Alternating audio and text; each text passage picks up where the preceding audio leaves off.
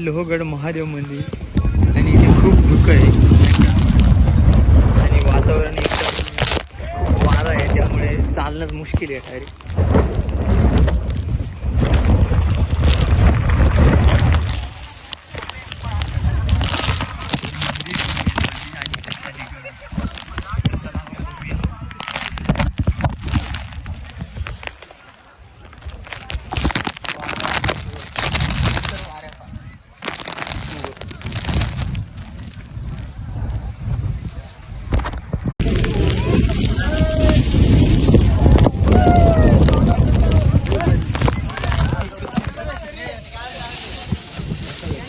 तर आता आम्ही आलेलो लोहगडवर आणि मुलं खूप एन्जॉय घेत आहेत.